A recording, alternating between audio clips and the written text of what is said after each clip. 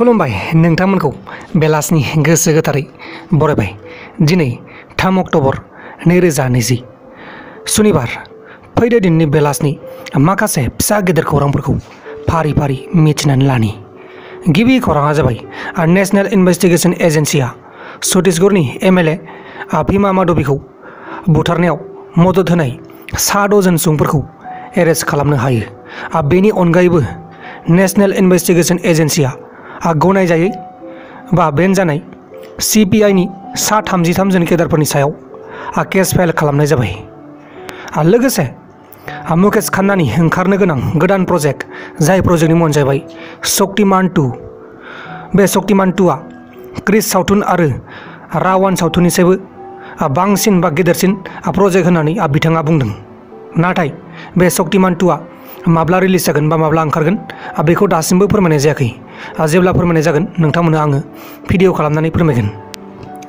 गुबुन फारसेथिं उत्तर प्रदेशनि चिफ मिनिस्टार योगी जायनि गभर्नमेन्टखौ लानानै हाद्रासआव खास्रि बिस्रि सालाय हास'नानै बुथारनाय जाथायखौ लानानै सोंखारि जागासिनो दङ। बिथाङा आइजोफोरनि रैखाथिखौ नोजोर होनानै टुइटारनि गेजेराव टुइट खालामदों।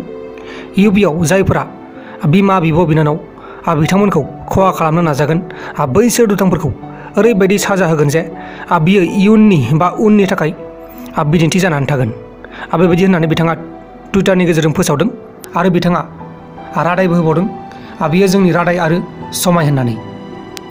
दानिया फैदो गुबुन खौराङा जाबाय त्रिपुरानि 52 बोसोरनि तरुण कुमार नाग मुंनि मास्टारखौ कवाइ जिल्ला हस्पिटालाव थैबाय होनना बुंनाय मानसिया थैयाखैमोन। दा बेखौ लानानै रायजो राजा बिथांमोना हस्पिटालनि डक्टरखौ केयारलेस एबा जोथोन गैयै डक्टर होननानै बुंदों।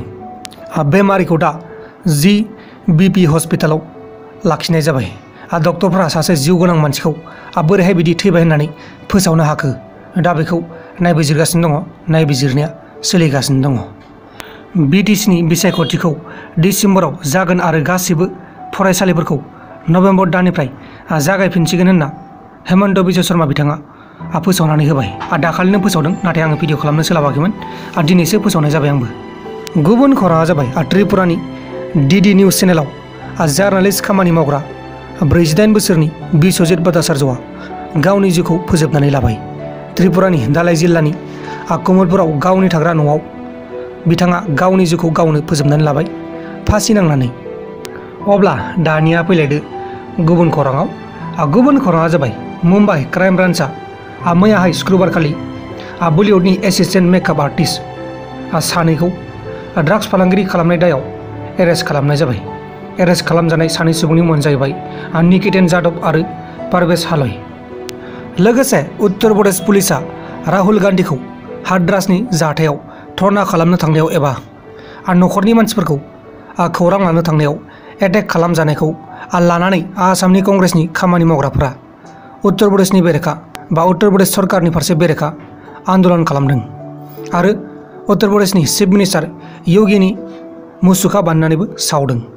आरो लोगोफोर दिनैनि बेलासिनि रादाबफोरा बेखिनिल'मोन। जुदि नोंथांमोना आंनि बे भिडिअखौ मोजां मोनदों अब्ला भिडिअखौ शेयार खालाम नोंथांनि लोगोनो। बाय बाय।